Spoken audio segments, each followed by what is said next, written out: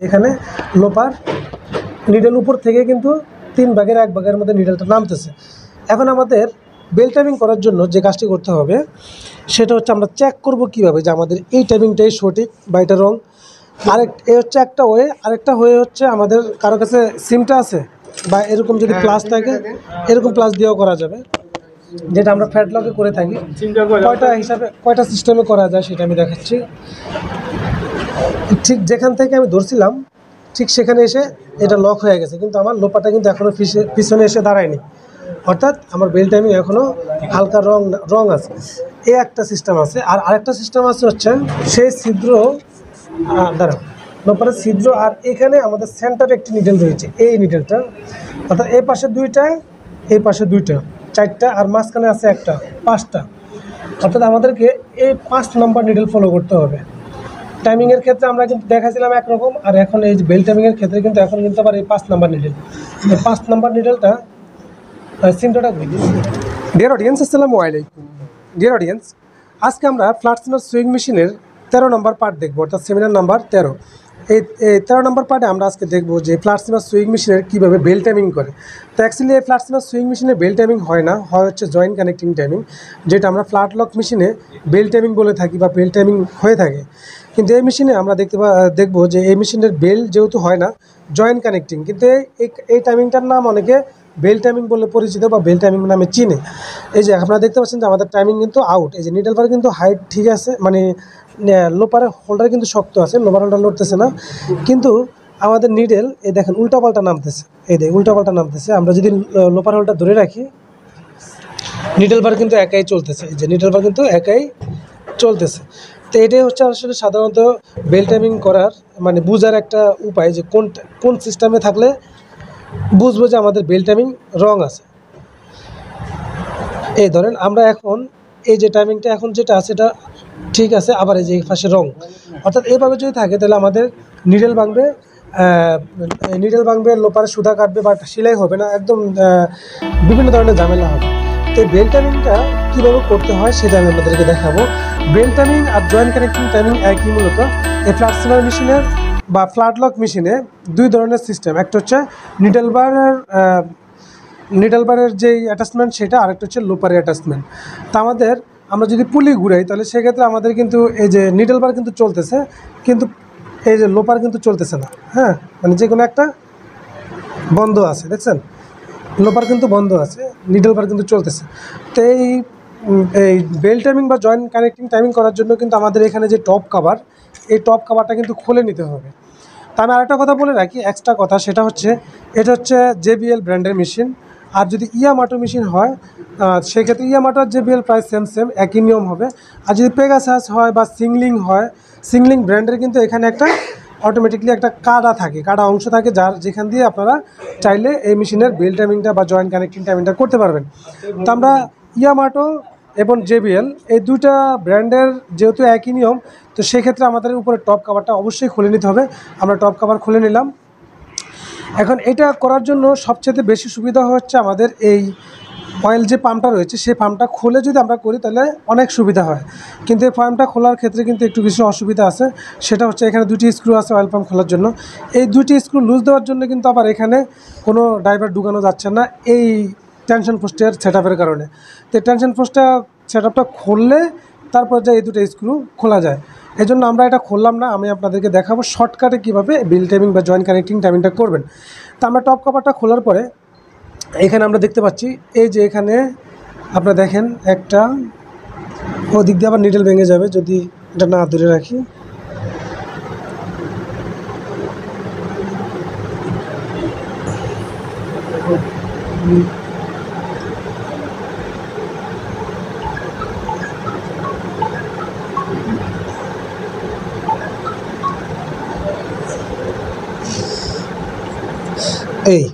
এখন আমরা যদি এখানে ঘুরাই আমাদের সামনে কিন্তু স্ক্রু লুজ করা আছে, যার কারণে আমরা এই টাইমিংটা এখন বুঝতে পারতেছি না। আমরা এটাকে ঘুরালে এই পাশে একটা ক্যাম, এই পাশে একটা ক্যাম, 2টা ক্যাম, এখানে 2টা ক্যাম হচ্ছে এই কারণে একটা ক্যাম চলে হলো আমাদের লোপারের যে অ্যাটাচমেন্ট আছে এই লোপারের অ্যাটাচমেন্টটা কন্ট্রোল করে, অর্থাৎ লোপার একটা অ্যাডজাস্টমেন্টটা মানে লোপারের যে অ্যাটাচমেন্টটা আছে সম্পূর্ণ এই ক্যাম থেকে এদিকে চলে, আর এই ক্যাম থেকে আমাদের নিডল বারের অ্যাটাচমেন্টটা চলে। তা আমরা যে কাজটি করব, এখানে আমরা একটু ভালো করে লক্ষ্য করব, এই যে এখানে একটি স্ক্রু রয়েছে, এই যে এই পাশে, এই যে মাঝখান দিয়ে, এই যে এর মধ্যে আছে আমাদের 3 মিলি স্ক্রু, এলকি স্ক্রু, এই যে 3 মিলি। তা আমাদেরকে যে কাজ করতে হবে, এই গ্যাপ দিয়ে আমরা এটা শর্টকাটে করতেছি, এই শর্টকাটে করতে হলে এই গ্যাপ দিয়ে ঢুকাইতে হবে। এই পাশ দিয়ে ঢুকালে জায়গা কম পাওয়া যাবে, আমরা এই কারণে এই পাশ দিয়ে ঢুকাবো, এই কারণে জায়গা বেশি পাওয়া যাবে। তো আমরা এটাকে এইভাবে ধরে, এই যে স্ক্রুটা আছে, এখানে আমাদের 3টা স্ক্রু আছে, হ্যাঁ। আমরা এখান থেকে এই যেহেতু স্ক্রু টাইমিং লুজ করে, এই কারণে আমরা লাললে কিন্তু সম্পূর্ণ আলাদা হয়ে যাচ্ছে। আমরা এখান থেকে একটু হালকা আলতোভাবে টাইট দিয়ে রাখবো, যাতে আমরা এটা টাইমিংটা করতে পারি। আমরা একটু আলতোভাবে টাইট করে রাখলাম। এখন আমাদের দেখেন, এখানে এই বেল্ট টাইমিং বা জয়েন্ট কানেক্টিং টাইমিং করতে হলে অবশ্যই এই লোপার দিকে খেয়াল রাখতে হবে। আর এই লোপার দিকে খেয়াল রাখলে আপনারা বুঝতে পারবেন যে আপনাদের বেল্ট টাইমিংটা রং আছে। এই যে দেখেন উল্টাপাল্টা কাজ করতেছে, কারণ দুই সাইডে, এই কারণে উল্টাপাল্টা কাজ করতেছে। এখন আমাদের কাজ হবে, যেহেতু আমরা এই সাইডের ক্যামটা লুজ করছি, এই পাশে ক্যামটা লুজ করার পরে আমাদের আউট হয়ে গেছে, আমরা এখন এই দিক দিয়ে এই ড্রাইভারটাকে এলিঙ্কিটারে এনটা ঢুকাবো, অর্থাৎ সামনের সাইডে যে ক্যামটা আছে এই ক্যামটাকে আমরা টাইট রাখলাম। এখন এটাকে আমি এইভাবে ধরবো, আর এই পুলিটাকে এভাবে ঘুরাবো, এই যেভাবে এই পাশে দেখাও, এই যে পুলিটাকে আমি এদিক দিয়ে ঘুরাবো এই যেভাবে, আর এখানে এই স্ক্রু দিয়ে এই ক্যামটাকে এভাবে ধরে রাখবো। তাহলে আমাদের কি হবে, টাইমিংটা আমরা আস্তে আস্তে একটু একটু করে চেঞ্জ করতে পারবো। তো এখানে সবচেয়ে বেটার হয়, এখানে গ্রুপ আছে, এই গ্রুপ ফলো করতে পারলে। আর গ্রুপ ফলো করতে হলে অবশ্যই আপনাকে ক্যাম খুলতে হবে, কারণ ক্যাম খুলে স্ক্রু বাইর করার পর আপনি গ্রুপ দেখতে পাবেন, এছাড়া কিন্তু গ্রুপ দেখা যাবে না। আর আমি যদি এখন স্ক্রুটা বাইর করি, তখন সেই ক্ষেত্রে আমার যেহেতু এটা সোজা না, একটু অ্যাঙ্গেলে মারতে হইতেছে, তখন আমি দ্বিতীয়বার যখন স্ক্রুটা লাগাইতে যাবো তখন আর লাগাইতে পারবো না। এই কারণে আমি কিন্তু স্ক্রুটা খুলতেছি না। তো আমি যেটা করব, শর্টকাটে করব, এই জন্য আমি এখানে এটাকে ধরবো, এটাকে ধরে আমি এই যে এদিক দিয়ে ডান দিয়ে পুলিটাকে ঘুরাবো, পুলিটাকে ঘুরিয়ে আমার এই লোপার দিয়ে খেয়াল রাখতে হবে। এদিকে তো বুঝতে পারছেন আমি কীভাবে করবো, এদিকে আমি ক্যামটাকে ধরবো, এখানে পুলিটাকে ঘুরাবো। এই দুটার সাহায্যেই কিন্তু আমাদের বেল্ট টাইমিং বা জয়েন্ট কানেক্টিং টাইমিং যেটাই বলেন অ্যাডজাস্ট করবো আমরা। শুধু এখানে এ পাশে ক্যাম ধরবো, এ পাশে পুলি ধরবো, আর এখানে আমাদেরকে ফলো করতে হবে যে আমাদের কোন পজিশনে নামতেছে আর কোন পজিশনে উঠতেছে। এখন আমরা যে পজিশনটা করব, আমাদের ফলো এখানে ফলো রাখতে হবে, ঠিক এখানে ফলোটা রাখতে হবে এরকম যে আমার নিডলটা যখন নামবে আমাদের এই নিডলটা ঠিক লোপারের এই পজিশন দিয়ে নামতে হবে। তাহলে আমাদের 95% কাজ একদম ইজিলি হয়ে যাবে। বাকিটা আমি আরও ক্লিয়ারলি পরবর্তীতে দেখাবো। অর্থাৎ আমার শুরুর কাজ হচ্ছে আমার নিডল বারটা নামানো, কোন পজিশনে নামতেছে সেটা আমার দেখা। যেহেতু আমাদের স্ক্রু একটু হালকা হালকা লুজ আছে,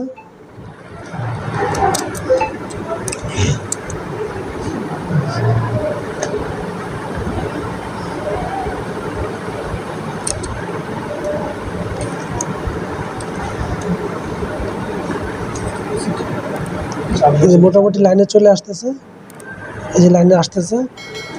এখন আমরা এই দেখেন নিডলটা আমাদের কোন জায়গা দিয়ে নামতেছে, লোপারের গাড়ির উপরে নামতেছে। তো আমরা এর আগের সেমিনারগুলোতে দেখাইছিলাম কীভাবে অ্যাবোর্ডিং টাইমিং করবেন। হ্যাঁ, এটার মধ্যে কিন্তু 2টা অ্যাবোর্ডিং হয়, একটা এক্স অ্যাবোর্ডিং, একটা ওয়াই অ্যাবোর্ডিং।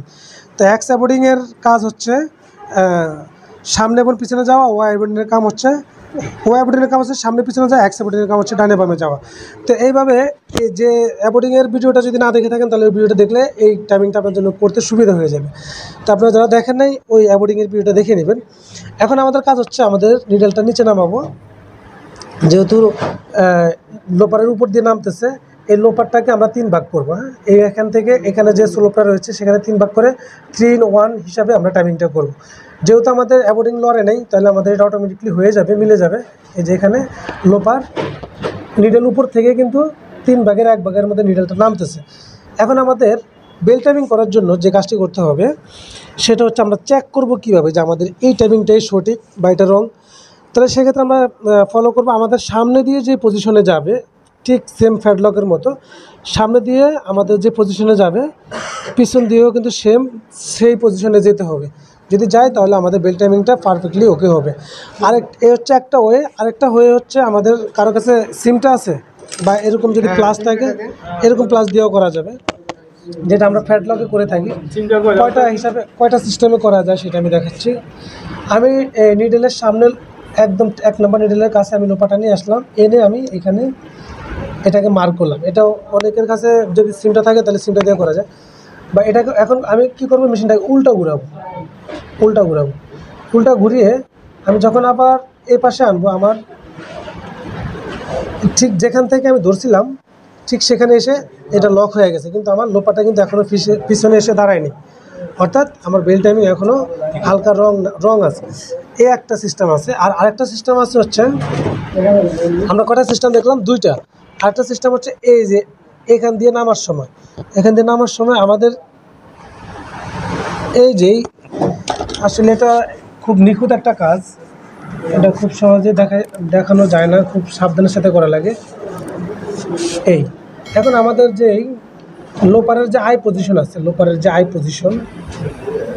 এই যে লোপারের যে ছিদ্রটা আছে, সেই ছিদ্র লোপারের ছিদ্র, আর এখানে আমাদের সেন্টারে একটি নিডেল রয়েছে, এই নিডেলটা, অর্থাৎ এই পাশে 2টা, এই পাশে 2টা, 4টা, আর মাঝখানে আছে একটা, 5টা। অর্থাৎ আমাদেরকে এই 5 নম্বর নিডেল ফলো করতে হবে। টাইমিংয়ের ক্ষেত্রে আমরা কিন্তু দেখাছিলাম একরকম, আর এখন এই যে বেল টাইমিংয়ের ক্ষেত্রে কিন্তু এখন কিন্তু আবার এই 5 নম্বর নিডেল, এই 5 নম্বর নিডেলটা, সিমটাটা ঘুরে দিই, সিমটাটা একটু ছুরি চিপে দেখছিলাম সিমটার সামনে, এই যে এখন আমরা যে কাজটি করব, এই 5 নম্বর যে নিডেলটা আছে, এই যে নিডেলটা আমি যেটা সিমটা দিয়ে ধরলাম, এই যে এটা, এই নিডেলের ছিদ্র আর লোপারের ছিদ্র আমার এক হইতে হবে, অর্থাৎ নিডেল আই 2টা এক হওয়া লাগবে। আমি যদি এই পাশ দিয়ে যদি সুতাটা ঢুকিয়ে দেই, তাহলে ঠিক বরাবর আমার এই নিডেলের ভিতর দিয়ে চলে আসতে হবে। যদি এরকম পজিশন হয় তাহলে আমার বেল টাইমিংটা ঠিক হবে, এর আগে কিন্তু কখনোই ঠিক হবে না। এখন দেখুন আমার লোপারটা কিন্তু নিচে আছে, আর নিডেলটা কিন্তু লোপারের উপরে আছে। এখন আমি যদি সুতা ঢুকাই তাহলে কিন্তু সেটা আসবে না, এই জন্য আমার বেল টাইমিংটা রং আছে, যেটুকু আমরা দেখলাম। তাহলে আমরা এই মেশিনের বেল টাইমিং অথবা জয়েন্ট কানেক্টিংয়ের টাইমিং মিলানের ক্ষেত্রে আমরা 3টা ওয়ে ব্যবহার করতে পারি, বা 3টা ওয়ে আমরা নিতে পারি। একটা হচ্ছে আমাদের নিডেল বারের লক করার মাধ্যমে, আরেকটা হচ্ছে এই যে লোপারের ছিদ্র মিলিয়ে, নিডেল এবং লোপারের আই পজিশন মিলিয়ে, আরেকটা হচ্ছে এই যে সামনে যে দিক দিয়ে যাবে, পিছন দিয়েও ঠিক এদিকে যেতে হবে। এই 3টা হিসাব যখন মিলে যাবে তখনই আমাদের অটোমেটিকলি এই জয়েন্ট কানেক্টিং বা বেল টাইমিং মিলে যাবে। তো এই 3টার মধ্যে যে কোনো একটা যদি মিলান তাহলে 3টা অটোমেটিকলি মিলবে। মানে 3টা পরীক্ষার মাধ্যমে আপনারা টেস্ট করে এটা বুঝে নিতে পারবেন। তা আমাদের যেহেতু আরেকটু নিডেল বার নিচে নামাইতে হবে, যেহেতু নিডেল বারটা একটু উপরে আছে, আমরা এই পজিশনটা বেশি ফলো করব। এই সিস্টেমটা অনেক ভালো, কারণ এখানে লক করলে কিন্তু অনেক সময় লক একটু 19-20 হতে পারে, কিন্তু এটা কিন্তু 19-20 হবে না। তো আমরা এখন যেহেতু নিডেলটা, এই যে নিডেল আইটা লোপার উপরে আছে, তখন সেক্ষেত্রে আমাদেরকে বারটা আর একটু নামাইতে হবে। তো ভিডিওটা একটু লং হলো, আপনারা অবশ্যই ধৈর্য সহকারে দেখবেন, তাহলে মেশিনের জয়েন্ট কানেক্টিং অথবা বেল কানেক্টিং টাইমিং সম্পর্কে বুঝতে পারবেন।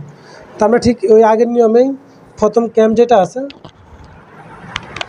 যেটা আছে সেটার মধ্যে আমরা লক করলাম, এবং কি পুলি হালকা ঘুরিয়ে আমরা নিডেল বারটাকে হালকা ডাউন করব।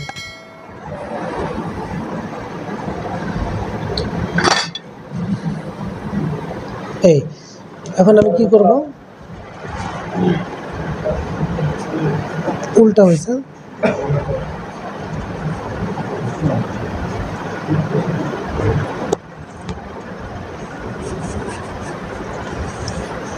এখন কি ছিদ্র বরাবর আসছে, অথবা আমরা এটা ফলো করি, যে পজিশনে আছে পিছন দিয়ে যাওয়ার সময় ঠিক সেই পজিশনে আছে কিনা। ফিডব্যাকটা খুলে নিতে পারলে ভালো হতো, কিন্তু ফিডব্যাকটা খুলতে গেলে এটা আবার খোলা লাগবে, এই জন্য আমরা খুললাম না।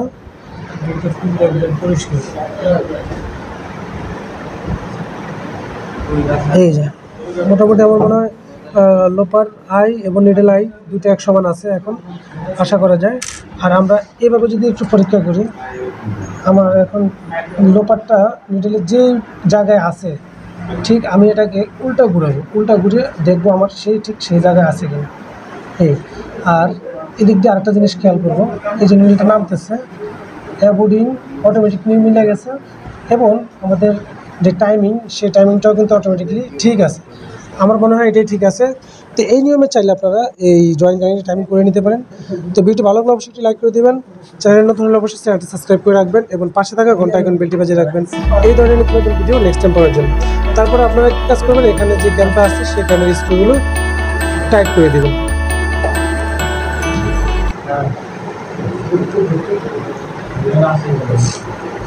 আজকে পর্যন্তই, দেখা করবো পরবর্তী কোনো এক ভিডিও নিয়ে। সে পর্যন্ত সকলে ভালো থাকুন, সুস্থ থাকুন, আল্লাহ হাফিজ।